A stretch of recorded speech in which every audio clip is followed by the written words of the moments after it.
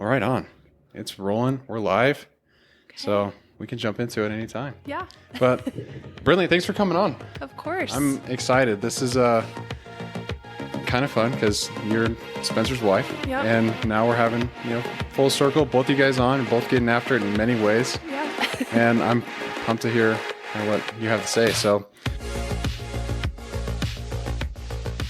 you're in physical therapy, and you studied medicine, right?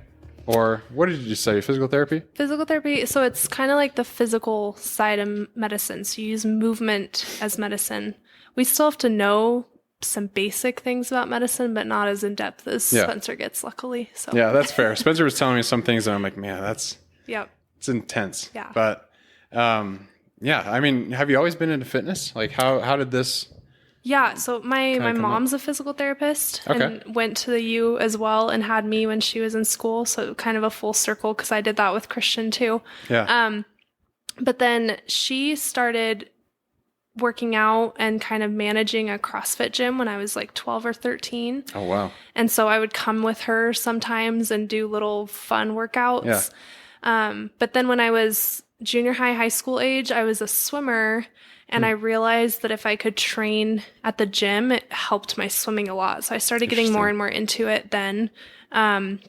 Started helping coach at the gym a little bit with my mom and just discovered that I liked the same type of thing. I liked that people could get better at things by just moving. Yeah. And I liked that I just felt better. Like it wasn't as much about what I looked like or that aspect of it. I just liked that I could go out and swim a long distance or run a couple miles or do whatever I wanted to do and feel good. So, yeah. And then physical therapy, I kind of always knew that's what I want to do. Watching my mom, she got to work in hospitals, at the gym, and all sorts of different environments. And I like that you can do that kind of anywhere and it's flexible. You can still be a mom and do what you want to do. So. I think that is cool. And I mean, I always tell my mom, you just met her upstairs, but she always will tell me oh man, my hips are tight. And I'm like, well, mom, have you been walking or anything like that? And I always tell her hey, motion is lotion. So I'm glad to hear that that's actually true. Yeah, no, we use that all the time. Yeah. It's the movement is medicine, motion is lotion. I just think it's cool that drugs and surgery and all that stuff have its place, but there's a lot of things that just exercising and moving and doing things in a specific way, you can get better and you can eliminate pain, you can improve your function. And I just think that's so cool because it's something you need someone to teach you and show you how to do it, but it's something you can do for yourself. Yeah. So how'd you see it in at the beginning stages? Was it mainly staying at the gym and watching people and then trying it out yourself? Or did you have a coach kind of helping you along in the beginning? When you were, 12, 14 or whatever that was. Yeah. So I mean, my mom was coaching, so I would do classes with her. I also, as I got interested in physical therapy, I'd shadow her and other people, other therapists around our community in different settings. So I kind of got to see there's some differences between coaching and therapy, but there's a lot of crossover. Yeah. And I kind of learned to love that you could learn to coach somebody in the gym setting, and those same kind of characteristics carried into when you're working with people in a hospital. You're still learning how to cue movement, how to correct their form or technique. Yeah. But then with the therapy, you have to get a little more specific with things you're looking for, whereas a coach, you're kind of staying in the more general realm. So that's true. Yeah. Yeah, because I've coached a few people with running, and that's very you just help them stick with the plan. Yeah. You show them how to do certain things and then hope that they're doing it right. I'm also not a certified coach, so it probably wasn't the best, but it's not as hard as with what you're talking about, making sure people are doing the right thing, making sure their form is correct. And one thing about physical therapy is a lot of it is aimed to help with injuries. And I love that because when I was in high school, I played volleyball for 8 years. And my senior year, I actually had to stop because I had this is a crazy story, but I had pain in my shoulder and unbearable to the point where I couldn't lift up my arm. And in volleyball, it's a lot of overhead swinging. And we started going to like doctors and we're like, hey, well, what's going on? And they checked an x-ray and it didn't really look too bad. There was like a spot that they were worried about on the joint, like the ball joint. Mm-hmm. And what they were saying was like, oh, well, it doesn't look bad. Like, let's get an MRI and see what's going on. Because they thought I had a labral tear. Okay, yeah. And that's kind of what they were aiming for. Or like, might have been a rotator cuff thing. They didn't really have a good diagnosis at the time because it was hard to see. Just with the x-ray. Yeah. And then, so once I got the MRI back, what they noticed was there was a hole in the actual bone. Oh, wow. And so it was just like the way that they explained it. I went to go see a sports orthopedic surgeon, and he's like, we see this a lot with pitchers in baseball or anyone who's doing that overhead motion a lot. But the sad thing was that they were like, you're going to need a shoulder replacement. Mm-hmm. And I was 17 at the time. Yeah. And I'm like, I don't want to get a shoulder replacement. I'm 17 years old. Like, that's insane. And they were saying, yeah, like you won't be able to lift 10 pounds over your head after this. And I was like, this sounds horrible. Like, what the heck? There has to be a different way. And then luckily we went to go talk to a doctor who was like, he helped the Diamondbacks and the Suns. And he was like a real sports doctor. Mm-hmm. And he's like, honestly, that might be the case where we might have to go in and do a surgery. And the 3 other doctors we met prior to were like, you're going to need it. But this guy was like, why don't we try physical therapy? Mm-hmm. Why don't we try other things and like acupuncture? Yeah. And so I was like, yeah, let's try that. And so I did it for about 3 months where I would go in for physical therapy 3 days a week. It was a lot. Yeah, that's a lot. But like I couldn't train. And so it felt like a lot of time was up in my schedule anyway, because, you know, Spencer may have told you about volleyball, but they were like 4-hour practices and that kind of stuff. It was a long time. So I actually had a lot of time to go and do that, which I'm glad I did. And then would have acupuncture once a week. And 3 months down the road, we went and got another MRI. And that same doctor who told me to do the therapy, he's like, this is unbelievable, but it's gone. Wow. Like, yeah. And they were worried about the cartilage mostly. Yeah. Because that doesn't grow back, right? Like, typically. Yeah, cartilage is more tricky. Yeah. But like physical therapy saved my shoulder. Yeah. Because otherwise, like I would have listened to the doctors and been like, okay, well, a shoulder replacement. Let's get it done, I guess. And I'm so glad I didn't. And I've heard very similar stories to mine from other people who have gone in and just taken time to spend it with a therapist and work through these issues together and hopefully heal the issue. Yeah. But it's a scary thing because like you said, there's a time and place for surgery and drugs and medicine and that kind of thing. But like physical therapy is an avenue I don't think a lot of people check out first. Yeah, I think part of it's that like surgery is just it seems like a quicker option because it's just you go in right away, you do it. I think what a lot of people don't realize though is how long the recovery can be after surgery and how sometimes after surgery you might not ever get the same function again. Yeah. But I think a lot of people now, it's becoming more and more common to go with conservative treatment first, which is awesome because especially when you're young and healthy like you were, you have the potential to maybe recover and rehab some of those things and not need such an extensive procedure. Obviously, if you had been like 75 years old, they might have just told you to just go for the surgery right away because at that age, you're not healing as quickly. There's a lot of processes that slow down, so you might not have had as good of a prognosis doing it that way. But for someone that's young and healthy, especially if you're not risking it getting a lot more worse over time, there's really no reason not to try conservative treatment first. And then if it doesn't work, you can still do the same surgery, but at least you gave it a chance. Yeah. And I think it's, I don't know, the way that it should be, but what does that typically look like? Because there has to be a lot of like evaluation of the person, right? And like understanding what they're feeling. And I'm sure, you know, when I sat down with the physical therapist, it was like, okay, well, what's your pain? And they did a lot of tests, like pushing on my wrist and stuff like that. So like what does that look like with someone comes in with, you know, oh, I have a knee issue or that kind of thing? Like, how do you start treating that? Like what? Yeah. So kind of the cool thing I like too about physical therapy is you get, usually you get a good amount of time with the patient. It's kind of different than some doctors where they only get 5 to 15 minutes with their patients and then they're their assistant or some other tech is doing the majority of the visit. A lot of places I've worked as the physical therapist, you actually get like 45 minutes to an hour with that person, especially on the first visit. You kind of get an idea of the situation. We call it like taking a history. So you can ask questions about how long have you had this pain? What makes it worse? What makes it better? How does it change throughout the day?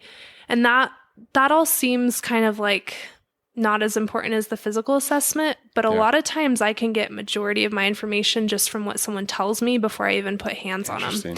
Just because certain pains and certain issues will behave a certain way. So if you can get a picture of how it changes throughout the course of the day and how it's progressed over time, you can start to like cross off some things that, okay, it's probably not this because it's not acting that way.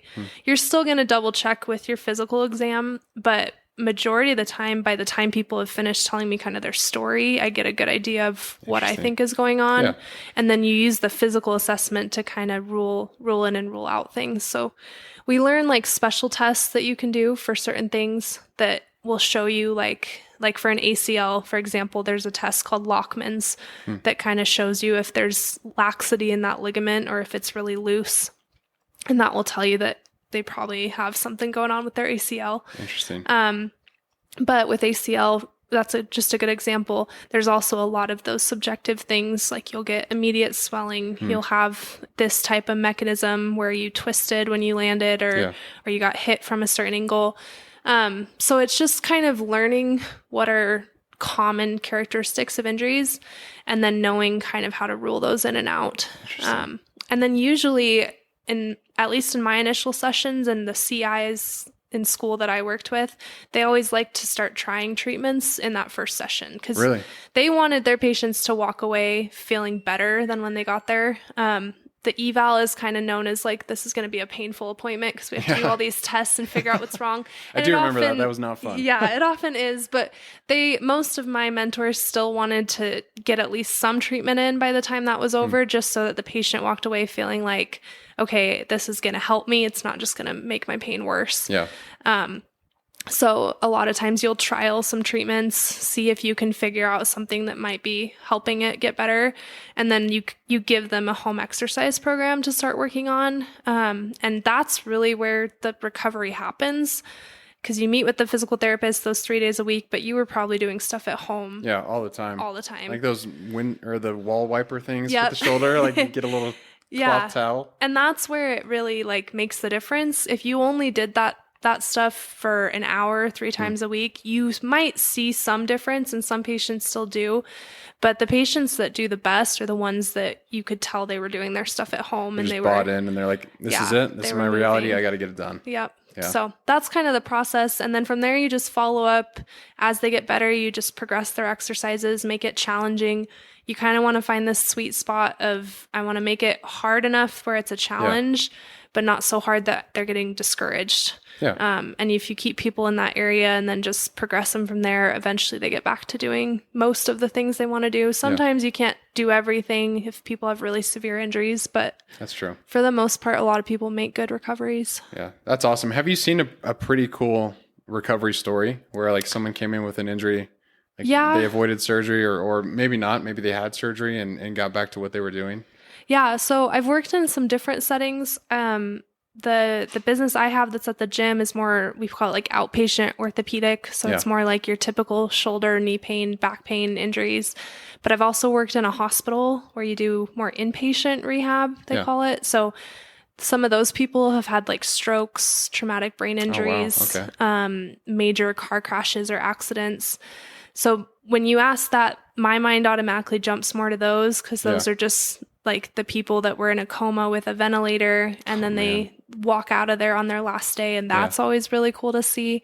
But of course, in the other realm, there's a lot of people I've seen that like came in 10 out of 10 pain in their knee or their shoulder, could barely lift their arm, thought they would never get to do what they like to do again. And it takes time, and there were sometimes setbacks and things, but I've definitely seen people where they can come all the way back and they can get back to running marathons. They can get back to lifting heavy weights. They can get back to all the things that they wanted to do. And I think the people I feel like it's most meaningful for tend to be older because as you get older, your physical function dictates a lot of your independence.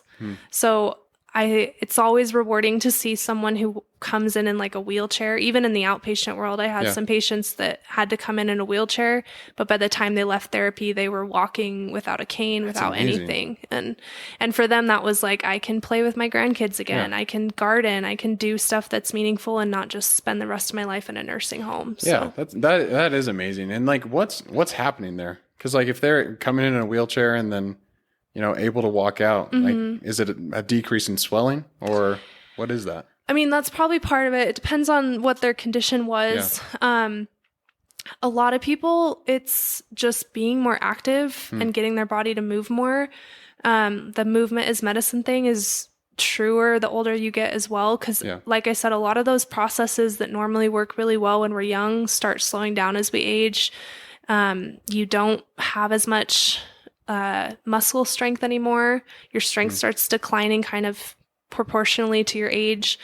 You don't heal as quickly. Your skin is more fragile. So if you get a cut, it's not going to close up as quickly. That's why older people tend to get wounds and stuff like that. And that always have Band-Aids. Yeah, that impacts your function a lot. So just all of those processes start to slow down.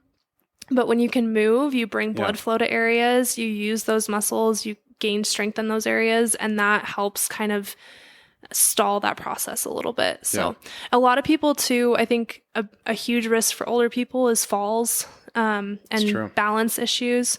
So just getting more confident in their movement and feeling like they're more steady and just even just the repetition of it, a lot of times it can be as much of a mental thing as a physical thing. So being able to know this is how I get in and out of a chair and I've done it 100 times because I do it every day.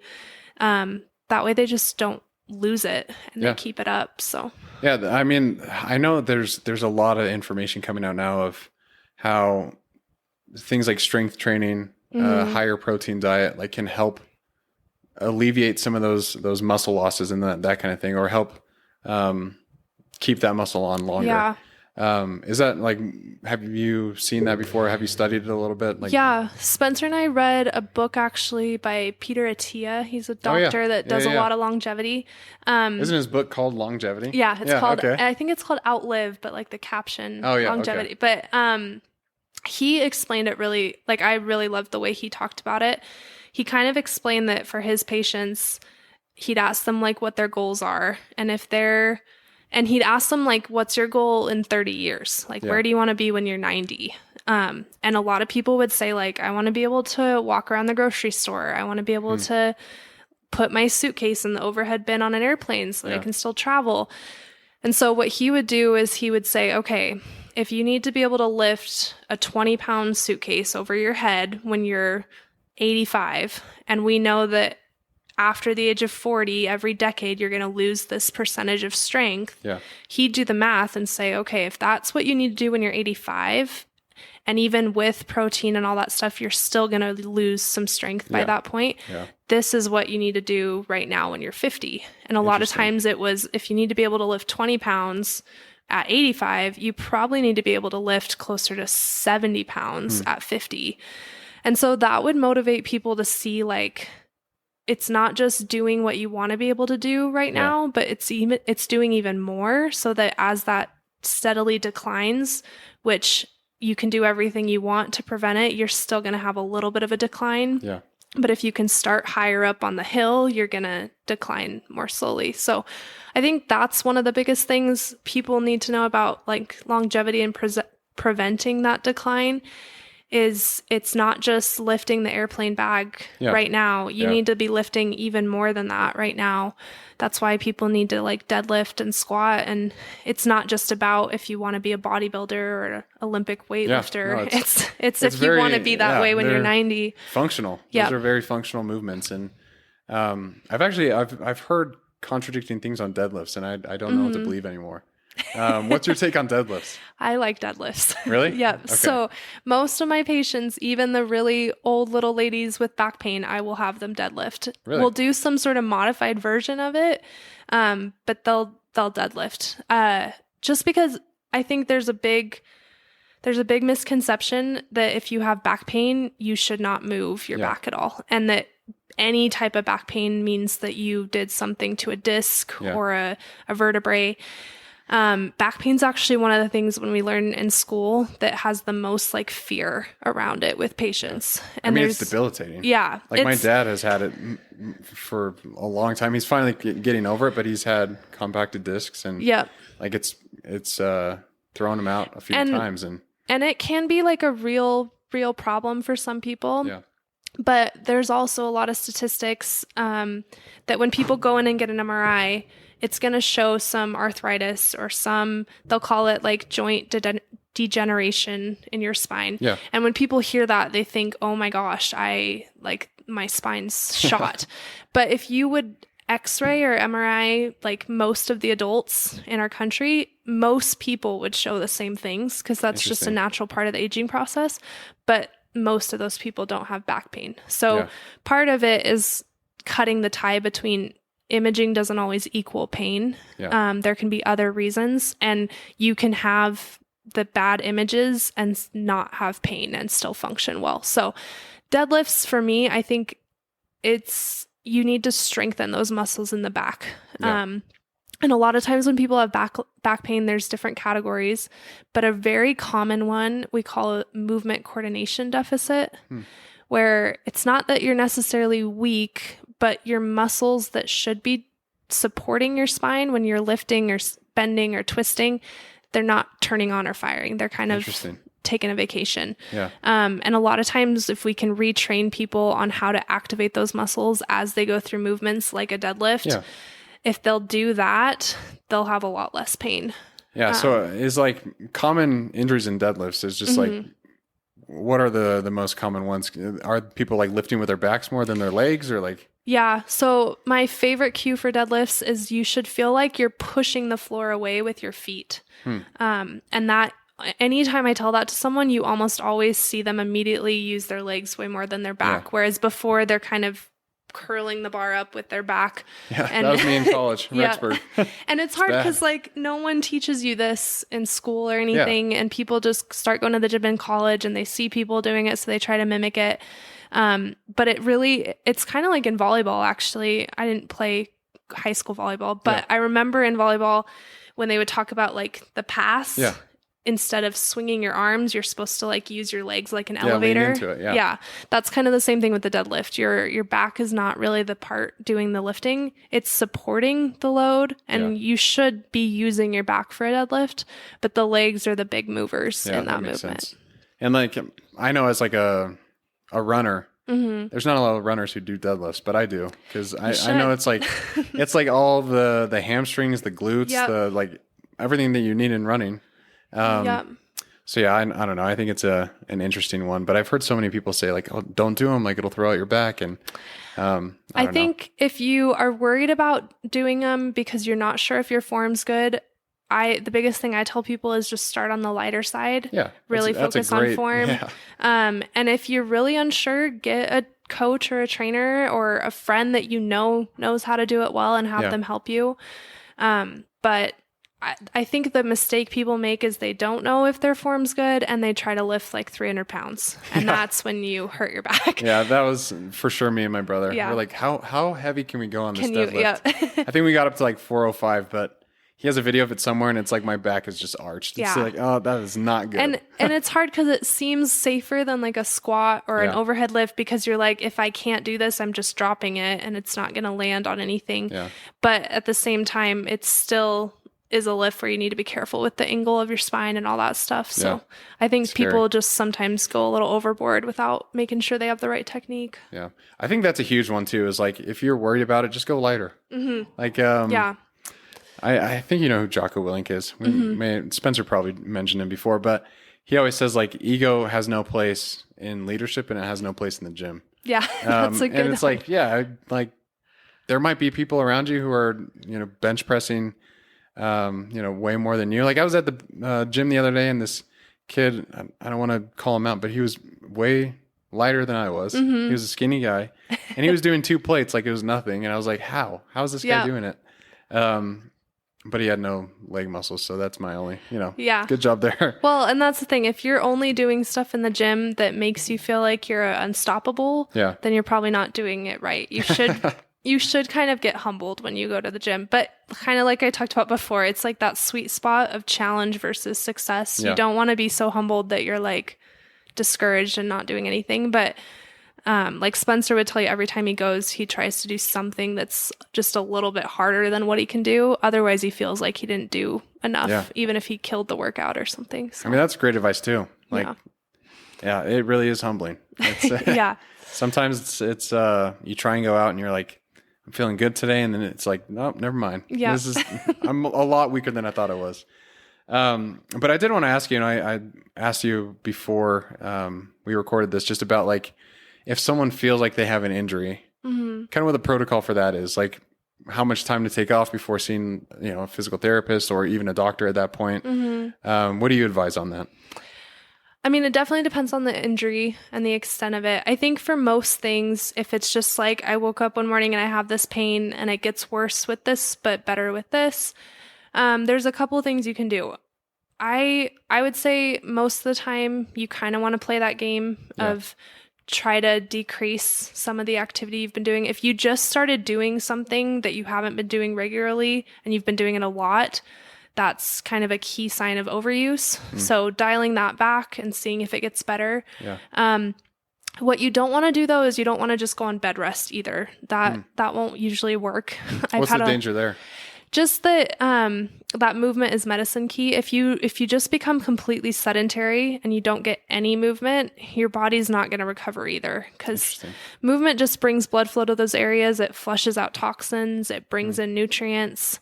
And your body isn't meant to just sit around, especially when it's injured. You still need to be moving. There is a place. I mean, if you cut your leg in half, obviously you're gonna have to take a rest day, relax a little, but there's still a difference between like, okay, take a day off the gym but still be active, still go on walks, don't just sit on the couch all day.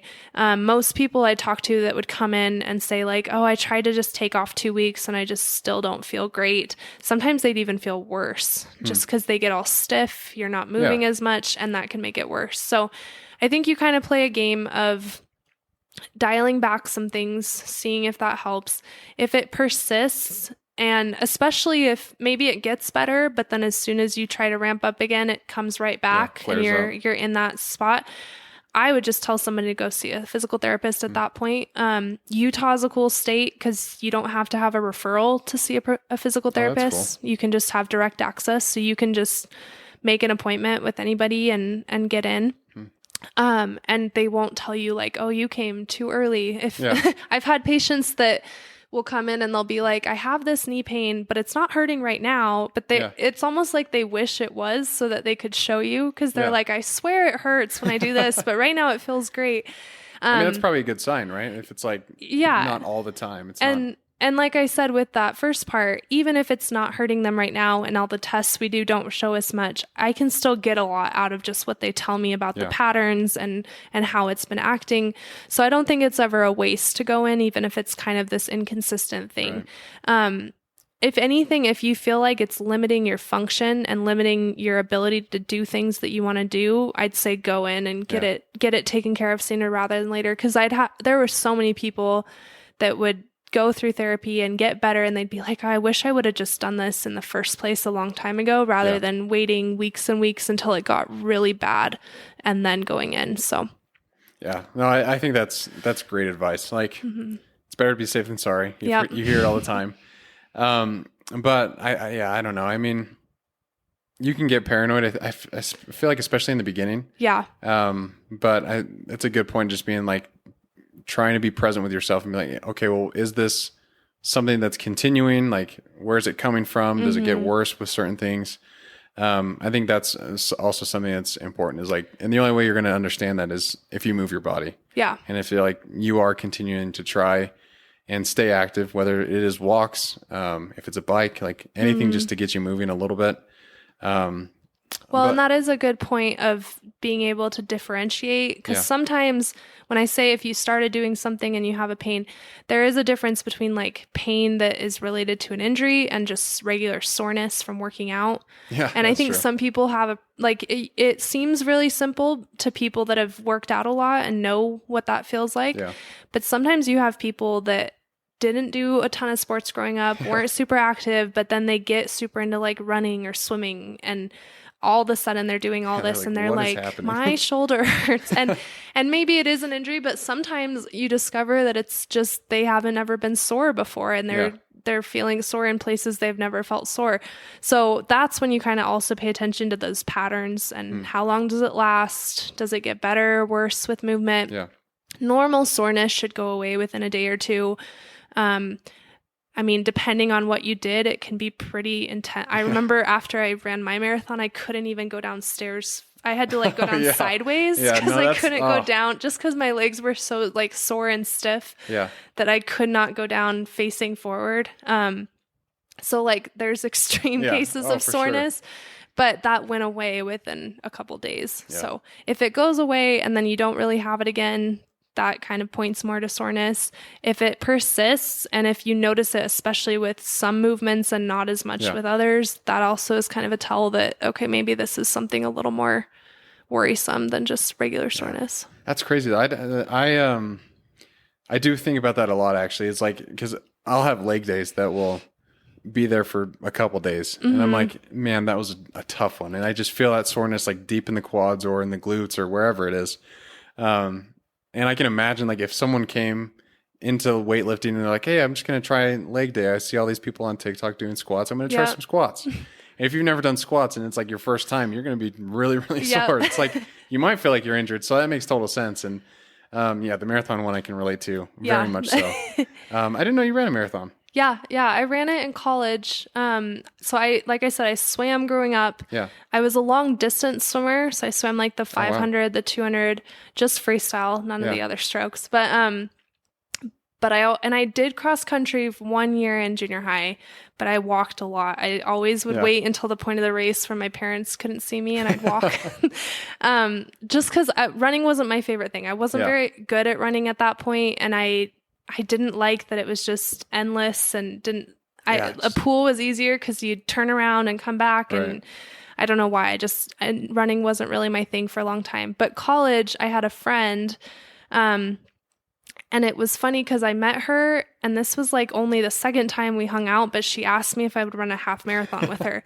And she was super into running. We both like to exercise, and someone bailed on her. So I was like, I do CrossFit. I run sometimes. Yeah. I've ran like 5Ks before. I was like, I think if I train for it, I could do it. And I called my mom, because my mom's run half and full marathons. And I was like, if I train, do you think I can run a marathon or a half marathon in like 6 weeks? And she's like, if you train, you should be fine. So, I trained. I just kind of gradually ramped up my training. I didn't do anything crazy. I still did CrossFit the other days because I didn't want to give that up. I wanted to keep doing that. But I actually ended up doing decently well, I feel like, for my first half. And I actually really enjoyed it. Like, running kind of became just to get outside. I liked getting outside. I ran in silence. I didn't listen to music. Really? The music would throw me off because I would try to pace with it, like the beat of the music. I'll do that sometimes, but that's impressive. Like, and sometimes running without headphones is even harder. Spencer doesn't like it. He has to have one headphone, because I like to talk when we run, so he just puts one headphone in so that he can still have music, but then he'll talk to me. But I don't know. At the time, I just felt like it was kind of therapeutic. I could get out and run. I didn't have to be on my phone. And it was just kind of a break from school, from being on my phone. Oh, yeah. Kind of maybe the reason I like it without music is because of the pool. You don't have music when you're underwater. So I feel like maybe that's part of it. I could see that. But I really learned to like running almost more mentally than physically. Like, it was just a nice activity. I didn't feel like I had to compete in it. And swimming always feels kind of competitive for me. So when I go and swim again, it's hard for me to not compare to what I used to do. So running was kind of just a nice like break. And I did that half and it went well. So then I decided to do I'm trying to think of when it was. I think just a couple months later, that was in a fall. The next spring, I was like, I would love to just say that I ran a marathon just as a bucket list thing. And I played with it for a little bit. I started training and something happened where I can't remember. I didn't like the training or I had a bad run and I was like, okay, never mind. I'm not doing this. And then that happens too all the time. Yeah. Yeah. A month went by and it just kept coming to my mind. And I was like, you know what? I'm just going to train for it. I was going to be home that summer, not work. I didn't have much to do. I was like, I'll be home. I'll train. And I'll just cross it off my bucket list. So I ran the one up in Logan, which was nice because it's pretty flat. It's just a nice trail. Yeah, Logan's beautiful. That's a good place to do it. Yeah. So, and that one went really well too. I hated training for it, I'll be honest. I don't like the long, 16-mile runs. Oh, yeah. I remember having one of those that just seemed endless and took me forever. And this guy on a bike passed me at one point and was just like, how long have you been running? And I was just like, way too long. You're like, don't ask me questions, man. Come on, keep going. Out in the middle of Wyoming. Yeah. So, but race day felt really good. And I don't know what it was. I always ran my races way faster than my training runs. My pace was minutes faster than when I ran in training. That's crazy. Which I don't know why. I don't know if that's the right way to do it. Just the competition's in you and you're in a race think just environment. The adrenaline and I think having people around me to pace with. And then I also think just training that way really increased my endurance. Yeah. Because whenever I try to train fast in training runs, it just felt too much. I feel like I'd redline. So I feel like I just kind of built up a tolerance. And then when I came to race day, I felt like I could push and it went better. So. Yeah. No, that's awesome. It's I hear this a lot in running and you can give me the science if this is right, but that 80% of your runs should be in zone 2 just to build endurance, which is not that strenuous. It's zone 2 is, I don't know what the equivalent would be on a bike or something else, but Spencer's been doing a lot of zone 2. So he told me the other day, I think it's, you want your heart rate max. You want to be in the 68 to 78% of your heart rate max. So it's based on heart rate. Yeah. Which you can wear, he has a watch that will kind of show him what zone he's in. So he knows where he stays. But yeah, it's kind of more based on heart rate and effort than necessarily a pace. Yeah. But I didn't know that when I trained, but I do think that's true because I do feel like that just made my lungs unstoppable. I just felt like I could go for a long, long time. Yeah. But yeah, and I think I'm not a running expert and I don't claim to be, but talking to people who do a lot of running and just with my little experience of running, but how well I was able to do those races, I do feel like there's sometimes where people who run a lot might mess that up a little bit, where they focus way too much on, I have to do this many days in training. I have to do all these speed intervals and all these paces. And if I don't hit this pace, I'm not going to hit this pace in my race. Yeah. I had a friend who wanted to run a half and she was all stressed about her times and stuff. And I was just honestly, I would just run for distance in your training runs, get the mileage under your belt, and then just race on race day and you'll do great. And that's kind of what I did. It probably is more complicated than that if you're going to be a true runner. Yeah. And I do think there's a place for the speed work and all that stuff, but I don't feel like it's completely necessary to run 20 miles 5 days a week. I think you can mix and match your training. Yeah, I think adding variety to your training keeps you from getting injuries and kind of also helps you mentally not just get bogged down in the training. Yeah, absolutely. You have to switch it up. For me, it's very, because it's a monotonous sport. It's the same thing. You're just running. That's it. Yep. It's not going to change much. The only thing that'll change is your speed. But when I qualified for Boston, I worked with a coach to get that time. And it really was Monday was an easy run. Tuesday, there was 3 miles, but with speed work. Wednesday, it was another easy thing. And then it was pretty much and then Saturday was a long distance run. But she would always say don't worry about your pace on it. Yeah. Just try and get the miles in and focus on building up that time to get there. And to your point, I don't think it needs to be all speed work. I think it's important, but what I tell everyone, I think helped me get to that pace was strength training. Yeah. And like mixing it up a little bit. And I kind of attribute that to it too, because yeah. while I wasn't necessarily a runner and I didn't do a ton of running, I was very, very much in the gym a lot. And I was doing, like, my typical week would be I'd still work out at the gym 4 to 5 days a week. And I do a run on Tuesday, run on Thursday, and then a long run on Saturday. And Saturdays, I wouldn't always do the gym. But I do think that's part of why I was able to be so successful with so little running experience was because I had that foundation of like the strength training, like you said. Yeah. And I mean, I'm very blessed and fortunate. I haven't had like a serious injury. Like I've had things come up like, oh man, my ankle hurts for a while. But then, like you said, just take some time off. And but I think a lot of it is because of strength training. And it makes sense to me because all my favorite ultramarathon athletes, they all talk about how important strength training is. Like this guy who I love, I won't actually mention him. I mention him all the time on this podcast, so I'll say another one, Sally McRae. Okay. She's like one of the best female ultramarathoners. I think Allie told me about her. Yeah, she's unbelievable. Yeah. And like she's done like the 250 races, like those crazy ones. But she always talks about the importance of strength training, and she has a program where she teaches runners how to strength train. And I think it's pretty cool because I don't know what the science is behind it, but I assume it's like you're building up the muscles to help just provide a better support. Yeah. Yeah. I mean, if you think about running, it's just like you said, it's a very repetitive activity. If you think about like the biomechanics of what your muscles and joints are doing, they're just doing the same motion over and over again, which does build muscle over time. But running doesn't require as much force. You kind of get into a rhythm. And I've heard some people actually even call it like, it's kind of a controlled falling step after step. Like you kind of also use momentum to your advantage when you're running. Yeah. So a lot of your muscles aren't necessarily like contracting as much force as they are when you're trying to do like a deadlift or a squat. And so I think that's part of it is when you pair those together, you get the force generation that you need to then go out and run mile after mile, and that muscle can handle it more because it's also trained how to get that force output. I also think the human body is built to kind of go with the path of least resistance, unfortunately.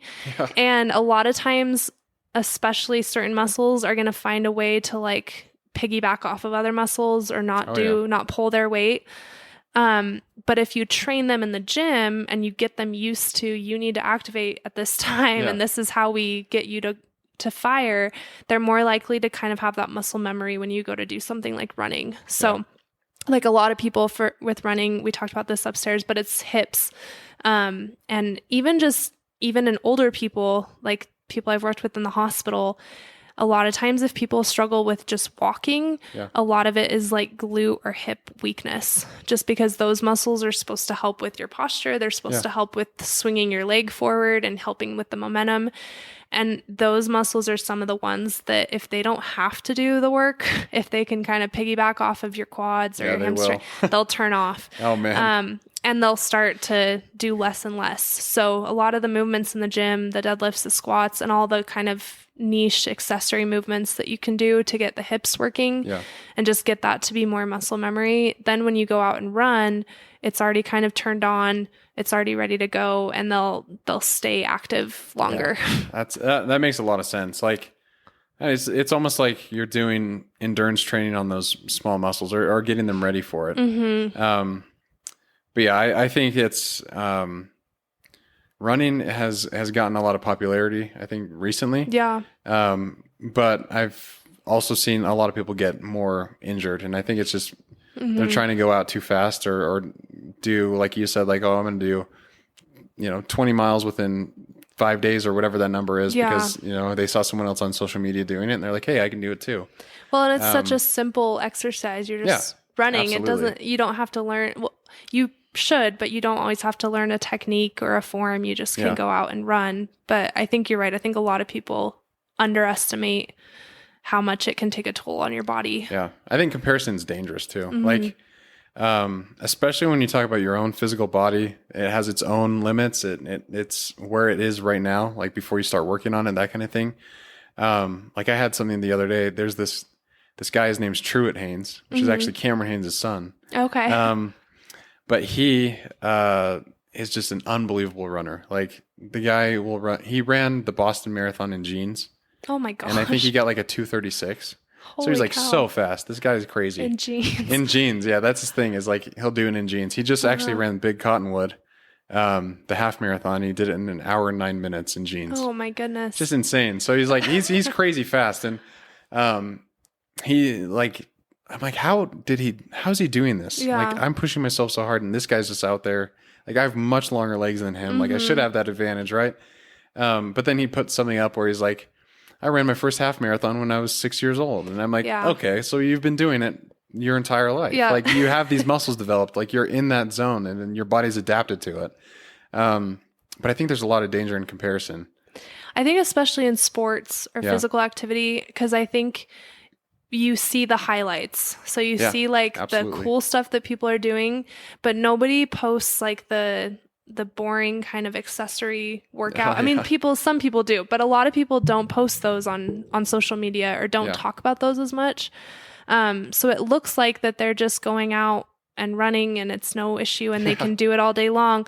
But I guarantee he's done a lot of work in the kind of behind the scenes to make that happen. And like you said, just having the years under your belt, because people all the time will assume that they can just jump into something and it should be quick to get there. And some people have some good luck and genes they and play a role. can jump in and can take off. But a lot of sports, if you want to be really good and really competitive in them, especially nowadays where there's so much technology and stuff you can do to be so good, it's a lot harder to be really, really good if you don't have that much experience. So I think having the years of training under your belt and just learning, you learn a lot about form, you learn a lot about nutrition and recovery and sleep and all the things that help with that rookies sometimes don't even have any idea about. That's true. Like, I also see him like taking saunas and ice baths and like stuff like that to help with recovery. And it just makes sense. Like he's figured out his formula and that kind of thing. But, you mentioned like I guess you can call them like the unsexy movements where it's like in the gym, the mobility stuff. Which I assume is like what you're doing on the physical therapy side a lot. Yeah.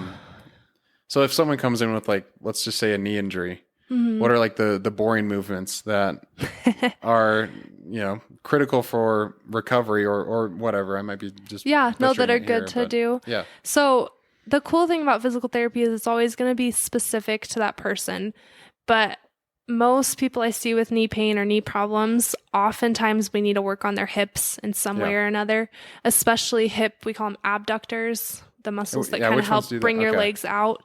And they're kind of deep to your gluteus maximus. Yeah. So they're your gluteus medius, your gluteus minimus, and then there's some other ones too. But how many muscles are in the glutes? There's a ton. There's a lot. I don't even know how many.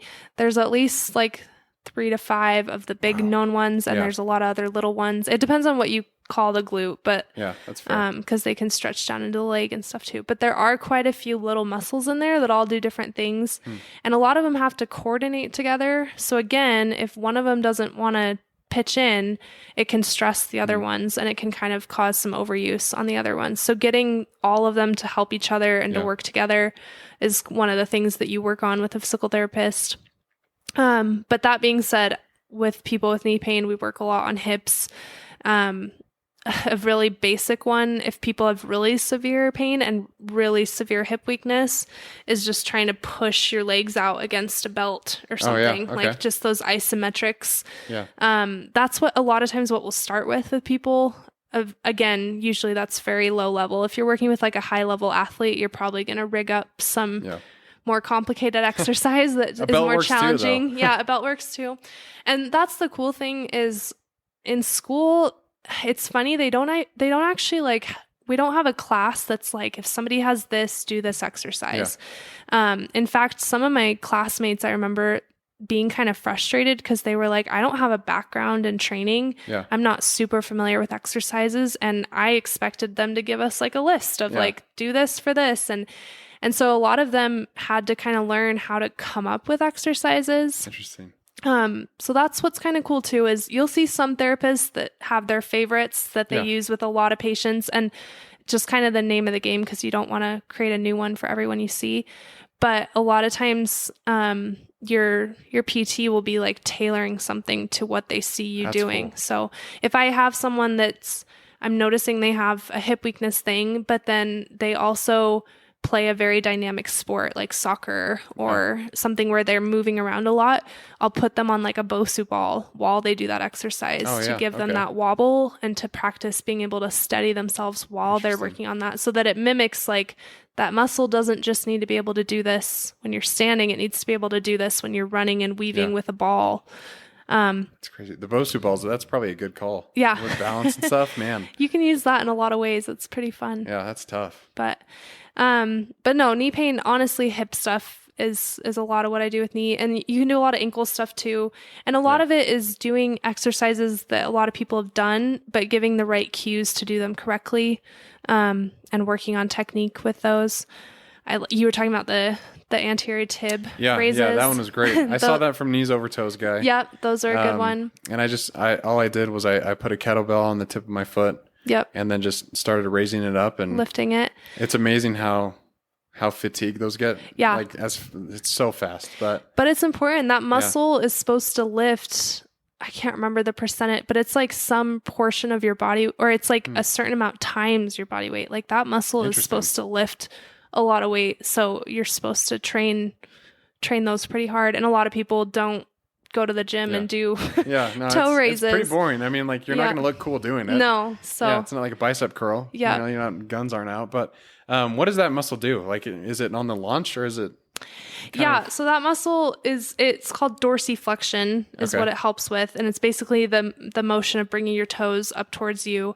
But anytime you're walking, running, there's certain points of the gait cycle, or when you're the cycle and you're running, that your toes need to come up and clear the ground. That muscle's also acting eccentrically when you're pushing off the ground. So it's not the muscle that's contracting when you're pushing off, because that's the opposite one. Yeah. But it is kind of gradually letting that go. So when you're running, there's a lot of muscles that work together in pairs. While one's firing, the other's slowly lengthening. So a lot of what you'll do in PT too is eccentrics. I think those are used a ton, and it's just moving slowly so that you can train that muscle how to move under a load, but you kind of slow it down to give it time to really do it in the right way and in the right path. Because that gives you more stability and control when you go to do it faster. Yeah, because we were talking a little bit upstairs about that with the squats. Eccentric squats, is that what you call them? What's the benefit of that? Just like explaining what it does and how it helps you with like finding the form and that kind of thing. Yeah. So eccentric just means you're slowly lengthening, instead of concentric means you're contracting. Eccentric is the opposite. It's lengthening. So when you do like tempo squats or movements like that, you're lengthening it very slowly. And as you're doing that, if you think about like a rubber band stretching, it's kind of like you're stretching that rubber band out with a load on it. So you're getting it to really move, but under tension and under load. And then tears happen during that time? Like, yeah, it breaks down the muscle. And then the hope is that it builds it back stronger. Yeah. So like a lot of times if somebody wants to get a pull up, and they are not quite strong enough to lift up their body weight yet, you'll have them do like negative pull-ups is what you call it. And those are just eccentric. Yeah.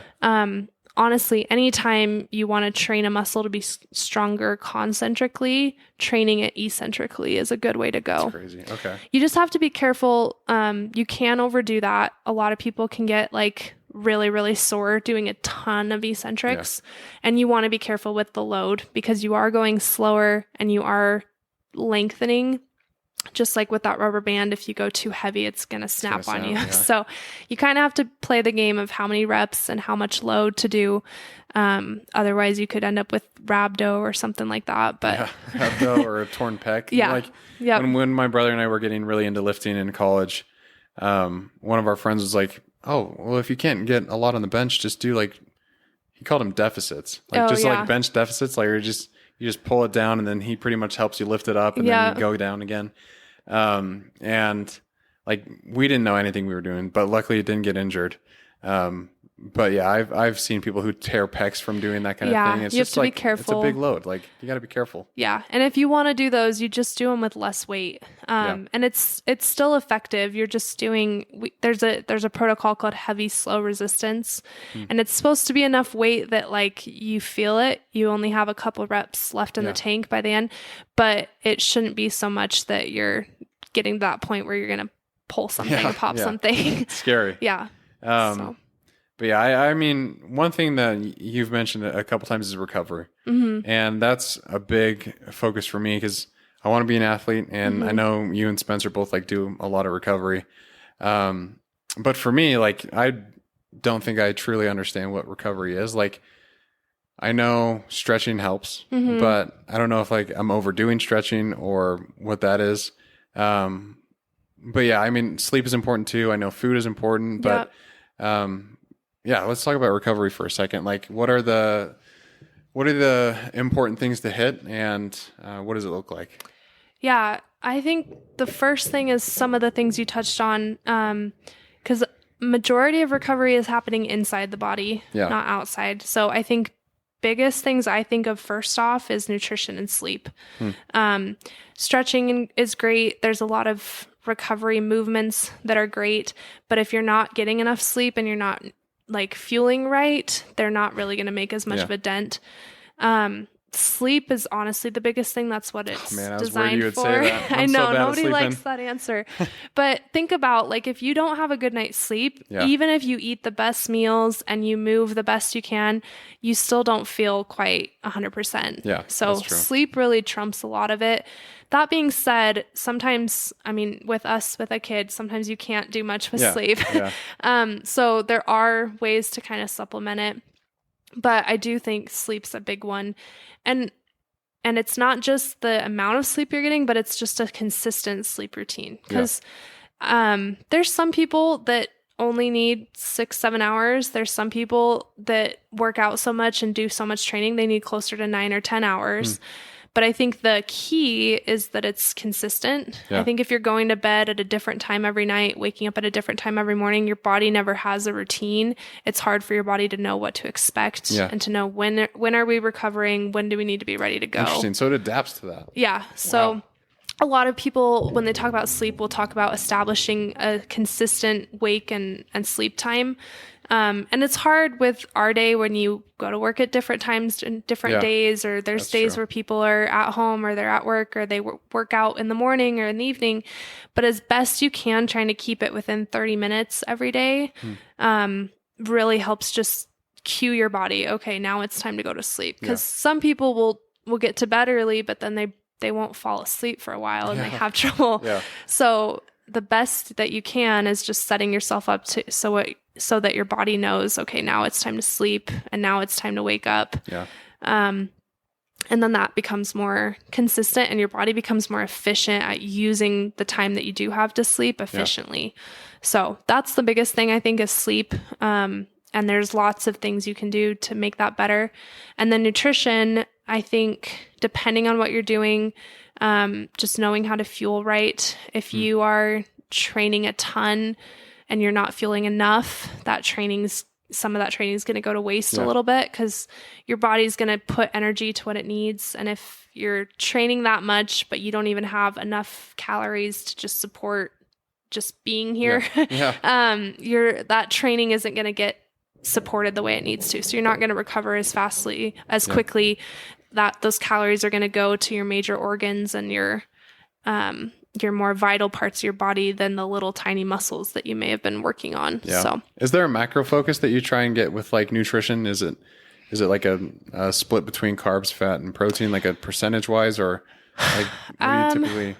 I think it depends on the person. I don't think there's a one size fits all for nutrition. Yeah, that's true. Unfortunately, I would agree with that. I think a lot of it depends on your training. As a baseline, if you're not like a professional athlete, if you're not doing a crazy training, if you're just kind of doing a consistent routine, most people, like Spencer said when he was on, if you can get the 1 gram of protein per pound of body weight, that's usually pretty good. If you're doing a lot more though, you might even need more than that to build muscle mass. And then carbs are hard. because they kind of get a bad rap, and a lot of people want to be low carb. But especially if you're a long distance athlete or an endurance athlete, you do need a lot of carbs just to support. That's how I used to be before. I was like, I've heard so much crap about carbs, which is like, it makes me sad now because now I'm on the other side of it. Yeah. Where before I avoided them and my training suffered, and like I would always be sore. I would never recover well. And now I'm on the other side where I'm like, oh no, I need them. You like, want all of them. they are part of my daily routine. And yeah, it's just, it's interesting. And I know people think like, oh, well, carbs are what make you fat. And it's like calories. Yeah. Over calories is what makes you fat. But well, and it depends on you also want to look at the quality, because if you're getting all your carbs from donuts, then you probably need to change it a little bit. But if you're getting it from vegetables and fruits, and like more complex carbs and potatoes, that kind of thing, you're probably doing better that way. So I think that's also another thing to look at, is not just how much you're eating and what you're eating, but or like what macros you're eating, but what specifically you are eating as far as the quality of food. The more your food can be whole foods based instead of processed, the better you're going to feel in general. I mean, anybody knows if you eat a bunch of candy on Halloween, you wake up and you don't feel good. You feel terrible. If you're trying to train with that, you're not going to feel it at your best. So you want to eat what makes you feel good. That being said, there are some high-level athletes that will eat a candy bar right before because they need that quick glucose. I mean, same thing with like marathoners. It's like people are like, hey, you can take gels and stuff. But if you look at it, it's just like gels are just sugar. So it's like people eat candy all the time. And I think that's where it's hard too, because you see the really high-level people doing that, and it doesn't seem to affect them negatively. But then you see people running 5Ks that think, oh, I need all the gels and the fancy stuff. And so you do have to look at, like, for some people, you really don't need that. If you're doing that level of training, for the really high level stuff, you probably could use some of that. So. Yeah, that's 100% true. Like, I don't know, I'll be on trail runs, and now it's like trail running season because Allie and I and my brother actually, we're training for an ultra marathon in October. Yeah. And that's just like, you just need fuel at that point, because you're going up elevation and you have super long distances, and it doesn't really matter. Like, I remember at my last ultra marathon I had, people were handing out like quesadillas and peanut butter and jelly sandwiches and just like random stuff. And well, and even like I ate a whole banana on mile 14 of my marathon. Really? Yeah. Like I was at the point where I mean, it was where you start at like 6 a.m. So I didn't really eat a huge breakfast before, because I don't like running on a full stomach. But I got to that point in the race where I was like, I need like, stuff in me. So I ate a whole banana that whole mile. Like, impressive. I portioned it out throughout the mile, but I always have a hard time like chewing things when I'm running. So that's impressive. I give you kudos there. But yeah, I agree. I think if you're doing something really long like that, you do need the fuel, and you need to look at food not so much as like a calorie thing, or I want to look this way, so I need to eat this diet. You need to look at it more as fuel to support your training and your recovery. So it's not just what you're eating during races, it's also what you're eating leading up to and after races. And if you're trying to be very specific with that, you probably should see like a nutritionist or someone that can give you a breakdown. Because like I said, it's different for everybody. It really depends on your volume of training, how much you're doing. But in general, if you can follow those guidelines of get enough protein, get enough carbs to support what you're doing, stick to whole foods. And water too, like hydration. A lot of water. Important. Yep. Electrolytes, like that kind of stuff. Yep. And creatine. Spencer and I talked about that last time. The creatine, yep. Still taking 10 grams, so good. We're going well. Yep. And I think there's some of that too, though, where people want to get really specific with all the supplements. Yeah. But then you look at like their normal diet and they're not eating enough protein. Yeah. They're eating donuts and chips and there's no fruits and veggies or anything. Yeah. So I would say before you get really micro, you need to first focus on the macro, because those aren't going to really make a dent if your overall diet isn't dialed in. Yeah. That being said, people are human. You can still enjoy birthday absolutely. cake every once in a while and stuff like that. But you kind of, just like the sleep thing, you want it to be consistent. So you want most days, 90% of the time, you're eating this way. Yeah. And that your body just gets used to that, because your body will take time to adapt. It's not just eat good one day and feel great. Oh, no, it takes a little bit. The human body is amazing though. Like, I mean, everything we're talking about today is like, it adapts over time to the different things. And like, it can adapt to bad training styles and then prevent or give you injuries, or like you can train in a good way and prevent some. And if things do happen, then now you have tools in your tool belt to take care of it. Yeah. It's just all, going through the journey yourself. And I always say how like getting after it's going to be a different experience for everyone. It's just like with fitness, like it will look different for every single person. Like my mom and I were talking and she's like, I ran 3.5 miles today. And she's going to get mad at me for this one, but I think she's 56. Yeah. And like, she didn't run a year and a half ago. And so seeing her now where she's at 3.5 miles is like, that's awesome. And that's huge improvement. And, it's all relative. Like your heart is going to be relative to whatever it is that's difficult for you. Yeah.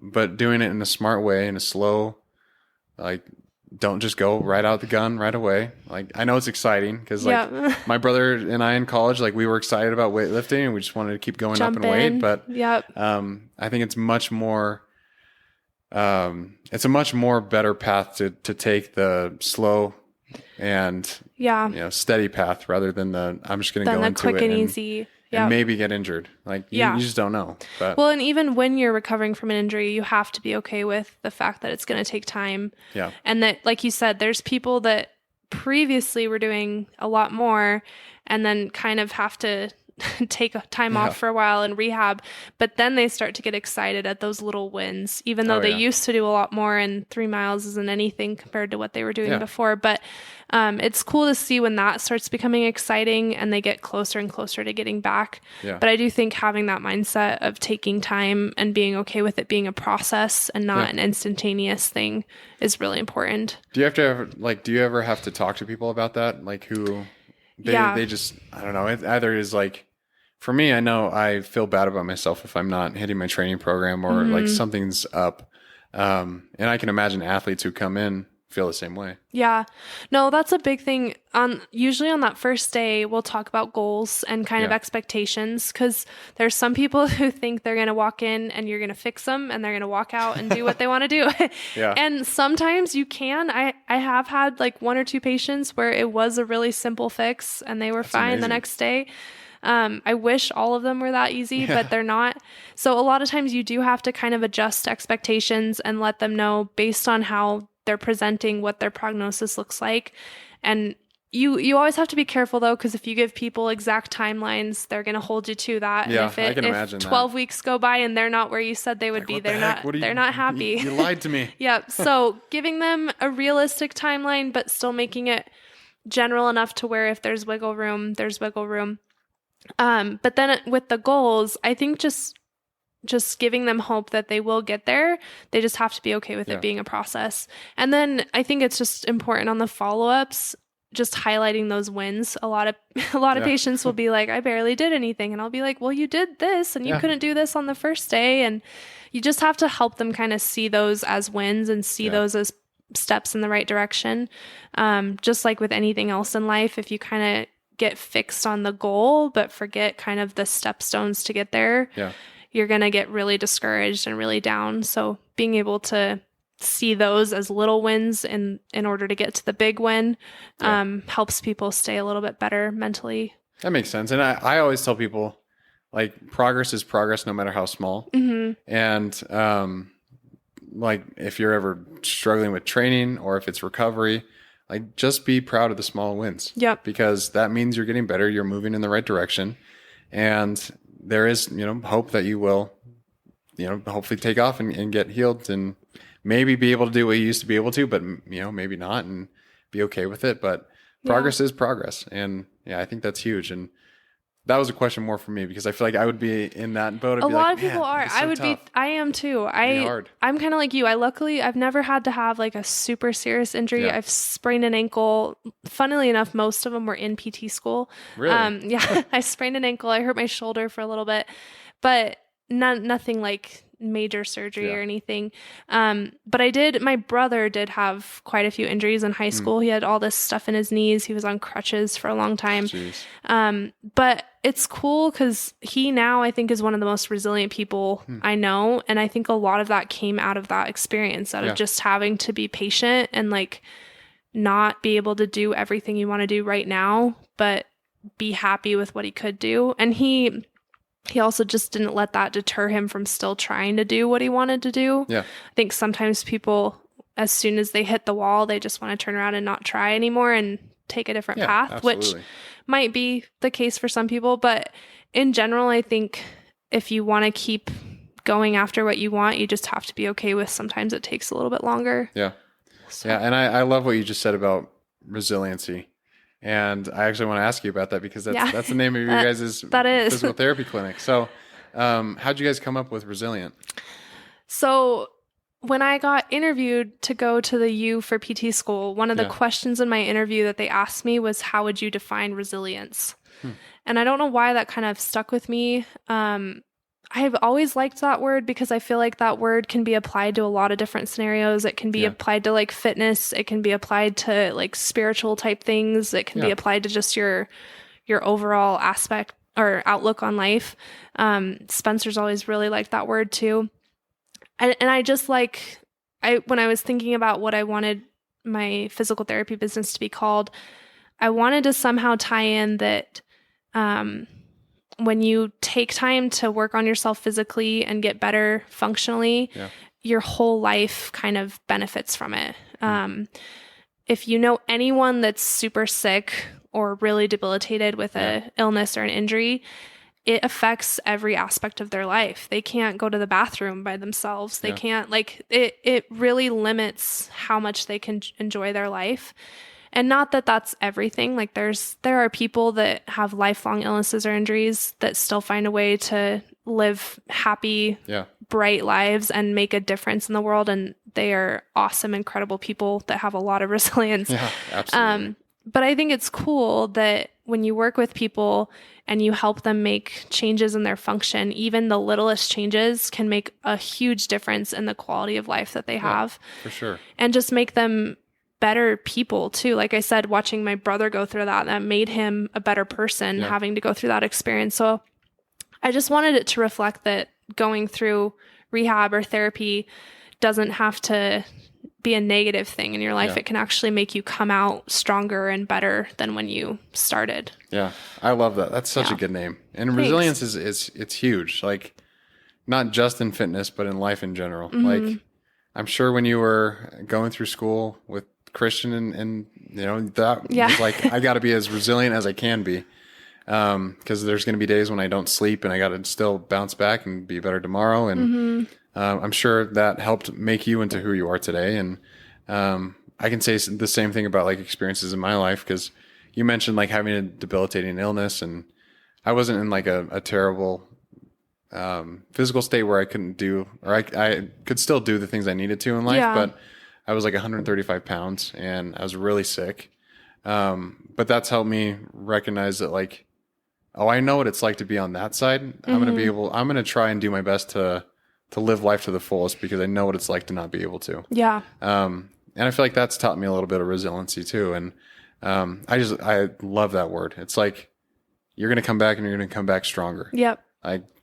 That's icing on the cake right there. Yeah. It's awesome. And that, because that's the goal most times in therapy is, and sometimes you don't always get there. Sometimes people never quite get back to where they were. But a lot of times if we could get someone even stronger than before they got injured or hurt, that was an awesome achievement. Like then they feel really confident that not only did I fix this, but it's not going to happen to me again. Right. And I've heard that actually does happen. Like when you go through an injury, the body builds it back stronger. Yeah. I know obviously bones are like the easiest example. Like they grow back stronger. But is that the same with like tendons, ligaments, that kind of thing? Is it because you're building the muscles around it or is that? So I think it depends. when you have like a tendon or a ligament injury, it is actually sometimes at a higher risk of re-injury just because it's already been injured once. So I don't know if it's exactly like bones, but I do think because you're doing tailored specific exercises that most people probably weren't doing before, if they continue to be consistent with those and they've learned how to move and how to do things the right way, I think all that supporting stuff is what makes them a little bit stronger and more resistant to getting injured again. Again, there is a re-injury rate when you've had that before just because it's already happened once. But in general, I feel like people that really take the time to take it seriously and to rehab really well can come out of it with more strength than they had before. And just more wisdom and like knowing how to move, knowing what they can take and when they need to be a little bit more cautious. I think most injuries sometimes happen just because you didn't know exactly what you were doing and got kind of lazy taken or out. whatever it is. Or just a freak accident, but then you know to be more careful or to avoid certain things in the future. So I think that's great. Yeah. Where do you want to see like the clinic go? Like how? Yeah. Or like what's the dream? The dream. I guess? The dream is kind of with Spencer as well. I think eventually we'd love to work together. The field of medicine that he wants to go into is very similar to physical therapy, and they work a lot with physical therapists. So we've always, that's how we met, was at the gym. It's a good place to meet. Honestly. And then we had all of our exercise science classes together in college. So we've always really connected on like loving the human body and how fitness helps people. So I definitely think we both see ourselves eventually when we're older and our kids are all older and we can working together and just helping people. I think including a gym in that somehow would be really cool. But yeah, that's kind of the long-term goal, is it turning into not just a physical therapy, but a medical side of it for him too. And just an overall like health and wellness setup. Yeah. Well, I love that. 'Cause like, I don't know. I feel like the world kind of needs more of it, honestly, because like we were talking about in the beginning, doctors and, not to shy on them, but they are a little bit more amped to be like, hey, well, let's go under the knife kind of thing. And there's a lot that can be done before going that route. Yeah. And my dad always says this. He's like, once you go under like surgery, it'll never be the same. And sometimes it's better. Like, not going to shoot down surgery all the time, but like sometimes it's necessary. But there's a lot that can be done to prevent, to strengthen, and to treat injuries when they do happen. Like my wife, like great example. She's going through some knee injuries right now, and you're giving her some exercises to do, and it's very early on, so like we won't really know. But I assume like if she stays consistent, if she does these things, she's going to build back and become a stronger and better runner. So I think that's awesome. Like the world needs more, movement as medicine kind of thing. And I love that. And if someone was like wanting to just move a little bit more, exercise in their own way, they're not like big into weightlifting, they don't really like running or doing forms of cardio, like what would you suggest for that person to do to like keep up on? Well, and I'm glad you brought this up because we didn't really talk about the physical side of recovery as much, but I think just in general being active, I think anything you're doing, if you are a runner but all you do is run and then the other 23 hours of the day you sit on the couch, like that's that's you got to think of what your body's doing the majority of the time. And there is definitely a place for, if you do a really intense amount of training, you do need some rest time on the couch. But I think in general, just being active and healthy, doing stuff outside and getting outside. I think also just if you are going to start a new form of exercise or a new type of training, making sure you know that you have the right technique, that you do some of those accessory training things.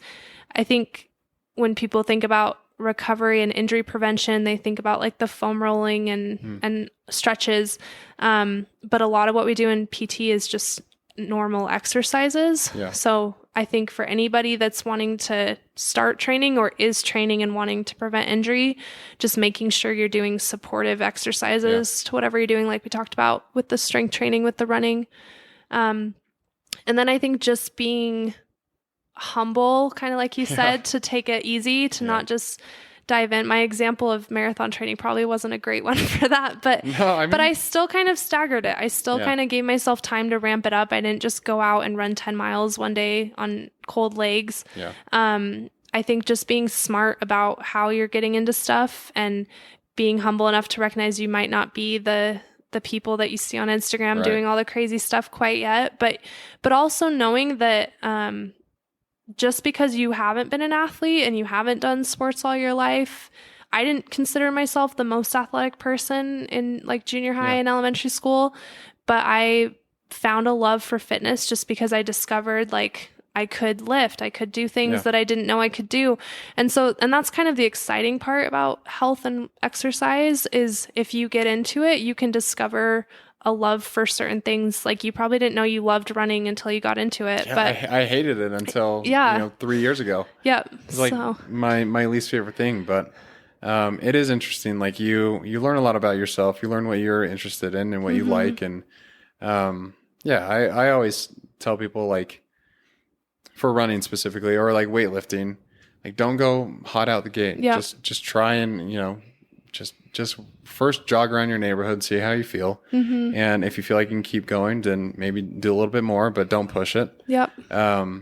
So yeah, I mean, it's definitely gonna be tailored to whatever you like, whatever your interests are. And that's one reason I love fitness is because like, it also teaches you discipline and consistency. Just like how if you get injured, like you're gonna have to be disciplined and consistent with your exercises to actually recover and feel better. It's interesting because everyone has their own path. And I think I told you a little bit upstairs, like I'm trying to incorporate more mobility work into my own exercises. And like my next leg day is going to look like maybe one of my weakest leg days ever in terms of weights, but like I know what I'm doing. And that at means least you're like doing it right. with trying to exercise those other muscles. And I hope that it works. But again, it's all aimed to help with my other love of running. Yeah. I think that's another thing is don't shy away from your weaknesses because that's when you'll probably overload your strengths and then get overuse or injuries there.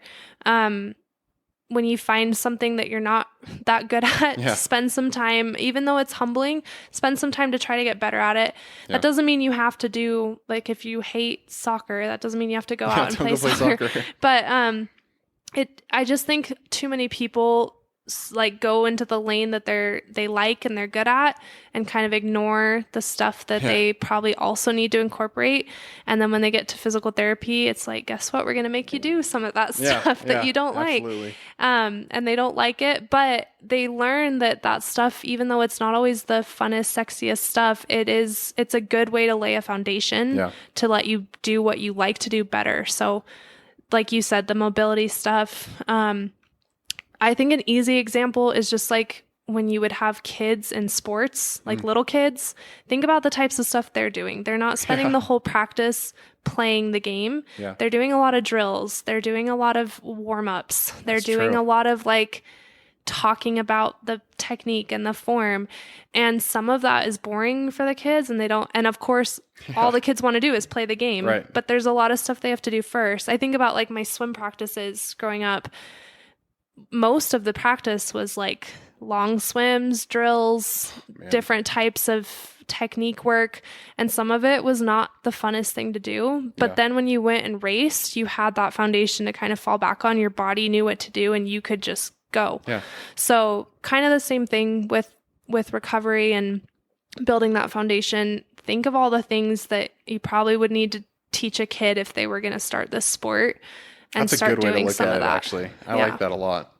Yeah, master the fundamentals. Yeah, and because that's the biggest thing. If you can make a strong foundation, your injury rate will go way down. I mean, I use this example a lot because Spencer's pretty good at CrossFit right now. He's a monster. He's really good. But if you knew, like, it's funny because I've done it for a lot longer than he has, but he looks like he's done it for a lot longer than I have. But part of it is because he spent so many years bodybuilding and doing some of those accessory movements that we don't do as much in CrossFit because they're not as sexy and fun and you can't do them for time as much. But because he took so much time to build that foundation, he can hop up and do the ring muscle ups and the crazy movements that look really hard. And people will watch and be like, what do you do to do that? And they don't like his answer, but his answer is usually you need to work on your strict pull-ups. You need to work on your accessory movements. And he might be mad at me that I said that, but I just think it's yeah, I've known Spencer for years. Yeah. And like, he's always been into bodybuilding. And I just think he's a good example of that's a great example. The consistency. If you know him, you know how consistent he is, and it pays off in that. And that's why when people are like, oh my gosh, he's just gifted, I'm like, he is, but a lot of it is also just the consistency that he's put into it. And any client I've worked with that becomes a really solid athlete and does really well, it's the hours of consistent things they've done that aren't always the funnest things to do, but they know they're going to help. Yeah. I love that. That's important in all things in life. It's like the little things add up over time, and that's what creates the drastic change, or the drastic result is the small, minute steps that get you there. So I think that's great. And yeah, I mean, fitness is a journey, like make it your own, and do what you can to find what you love and build the base. And just build it into your routine. I think people's excuse a lot of times is I don't have time to do that. Yeah. But then they have time for a 2-hour run. I'm like, just make it part of, you do these 5 things before you run, or you do these things when you're sitting on the couch watching TV, or you just have to kind of build it into your day and make it consistent. Yeah. And then it becomes just a habit. And I think a lot of those higher level athletes you see that do all that stuff, they do it as habits. Like they have a routine that they follow, and it's built into their day, and then they don't have to set aside this big chunk of time to do it all the time. So I mean, you're a mom, like, there you go. That's, everyone else's excuses can go out the window. But that's awesome. Do it with your kids. Do it with your kids. I do love seeing that. Like, you know, Spencer and you guys will always like post stuff. You were telling upstairs, like, he was like doing handstand up push-ups. Yeah, he's trying to do wall walks up the wall. That's so good. But that's honestly what makes it so rewarding, is you realize how much they watch you. And that's what I think is cool too with just health and exercise in general, is you kind of create an example for your kids. You create a legacy for your whole family. A lot of people I see that have these bad habits, they've had them because their parents had them, their grandparents had them, like, it's generational, and it sometimes can be really hard to break that chain. So if you can start a healthy chain for your family and start them out being healthy and having an active lifestyle, you're going to benefit. I mean, I'm a product of my mom and dad, and the examples they've set of being active and healthy. And I think it's cool that we can do that for him. I also think he's just a different kid with what he likes to do, but not many kids love to deadlift a kettlebell, but I mean, that's awesome. When Spencer's your dad, he's gonna be the next Matt Fraser. Yeah. Or something. We'll see. Yeah, I think that's awesome. Like, I mean, imagine the foundation that he's building just from your guys' example and seeing that firsthand. You know, he's gonna go to his friend's house at some point and be like, why are you guys eating pizza? Yeah. Like, what the heck? You shouldn't be doing that. But like, he knows what leads to like a healthy lifestyle, or he's seen that through your example. Yeah. I think that's awesome.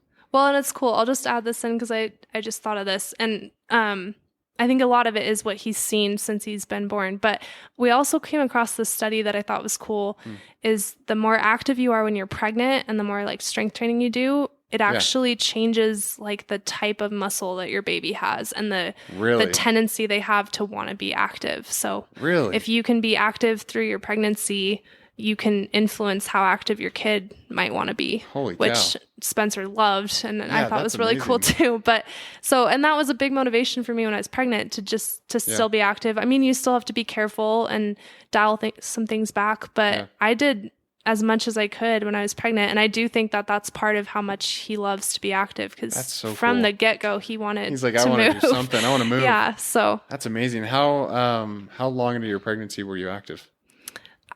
Honestly, like the whole time. Really? At the beginning, I think there was a time at the beginning that, because I hadn't been pregnant before, and I was like, oh my gosh, do I need to dial things back? Yeah. And I was super sick. So there's a bit of time where you're like really nervous. Yeah, that makes sense. But honestly, the best I felt when I was pregnant was when I was exercising, because it kind of took my mind off being sick. Yeah, so that's amazing. I loved to do it. I probably in some ways maybe overdid it a little bit sometimes. I had to kind of rein myself in sometimes because you want to be as fit as you were and you want to do everything you were doing. But I do think that it helped me just have a better recovery afterwards, and just be able to be active afterwards. I don't feel like I lost a ton of fitness right away. Of course, you kind of go through a dip, but I feel like I'm back to being as active as I was before. And that's amazing. That's so cool. I just think just doing what you can, you kind of have to, I wouldn't tell someone if they're not super active and they get pregnant to like ramp up the training. I think you need to stick to where you were at and kind of stay at that level. But you can definitely do things even when you're pregnant and even when you're postpartum. And I mean, I think that's awesome. I saw my coach, the same one that helped me during my marathon training. She has been running. She's 8 months pregnant right now, but she's running like 11 miles. Yeah. Or like 6 miles in the mountains. And it's obviously like a much slower pace. Yeah. And she's an amazing runner. And her paces are like 11 minutes a mile. Yeah. But for her, that's crazy slow, but like she's still out and doing it. And so that's amazing. That kid's going to be like the next Usain Bolt good probably. Runner. Yeah. Yeah, and it's funny because like I liked to run, but that was one thing I had to give up pretty early on. It just hurt too much to run for some reason, and other people I know can run when they're 8-9 months. So it's crazy. I think it depends on what you've done before and just how your body reacts. There's some people that just unfortunately just can't do as much as they want to do when they're pregnant. But I do think that study was cool. That is amazing. That even just influences your kids. Like their affinity to it, not even just their muscle, but how much they'll want to be active. That's so cool. So that's interesting. Do you remember who the study was from? I need to look it up. I've seen it a few times in different places. I'll have to ask Spencer and send it to you. Maybe you can put it in the show notes or something. Yeah, I would love to because that's awesome. Like, what good motivation? Like, what better motivation than that? Like, I want to help my kid have a great, healthy life, and this might be a way to do it. So. That's what's cool too. I think you are a beast, though. I will say that. Like that's impressive. That's crazy. No, I honestly, it's been cool because at the same time that I was pregnant, there were a lot of high level athletes and like CrossFit and other things getting pregnant. So I felt like that helped me feel better about it because I was like, okay, they're still doing stuff. I'm gonna be okay. And then I've had friends get pregnant since that have asked me like, am I okay to do this? Yeah, and so it's cool to kind of go through that and learn. But I do think that that's just a cool motivation of all of it, that you want to be healthy so that you can be with your family and that you can leave a good legacy for your family to be healthy. And at the end of the day, the healthier you are, the more freedom you're going to have later into your life. Yeah, absolutely. And like we've talked about running and that kind of thing too, and CrossFit and those things tend to come with like, in running, if you run a marathon, you get a medal. And they're cool accomplishments that you can do. But at the end of the day, what's important is that you're able to stay healthy late into your years and avoid a lot of those pains from not moving your body. And like a lot of it's preventable. Yeah. Like I've seen my dad, he's 62. He's running in the mountains. Like he runs trails and he'll go on hikes. But then I see other 62-year-olds who can't. And I think it's just because of lifestyle choices. And it's sad to see, but also it's reassuring and kind of hopeful to be like, okay, well, I know if I continue this and I continue working on myself physically and eat well, try and sleep well, I'll have a better future and hopefully avoid some of those ailments that come with age. Yeah. And age is one thing we can't avoid. No, I think too, it just, like you said earlier, I think it also just makes you a better person when you push yourself to do harder things. I think like, and that's why people that are healthy, even when they're living longer, their whole life seems to just be great just because they've pushed themselves and they've made themselves do hard things over and over again. And that just builds your character. Yeah. And that for me was the biggest thing in the marathon. When I finished, I really you feel tired physically. I felt proud of myself physically, but honestly for me, that was such more a mental accomplishment than anything. Yeah. And just, I had kind of had a hard year. And for me, it was just like, I showed myself that I could do something I didn't think I could do. Yeah, because if you would have asked me years before that, I would have said I would never run a marathon. I'm not a runner. So to overcome that and say like, I can do this if I want to. I just remember finishing that race feeling so incredibly like grateful. Like it was it was almost like a spiritual experience for me too, just feeling like I accomplished something that never would have thought I would have done. Yeah. And that I had so much fun doing it and felt so good. Like I exceeded my time goal. I was just like, everything went super well. Yeah.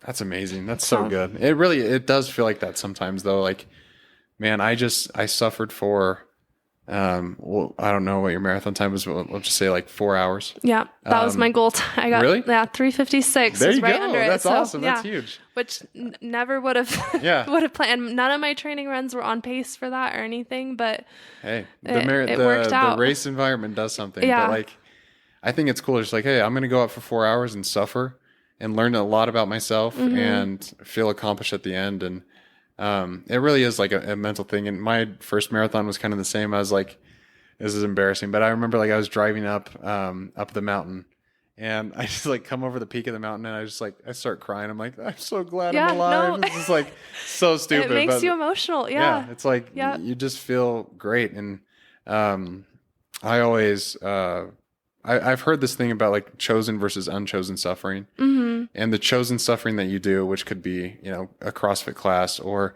biking or running or weightlifting, anything like that, that's going to be difficult for you and it's going to test you.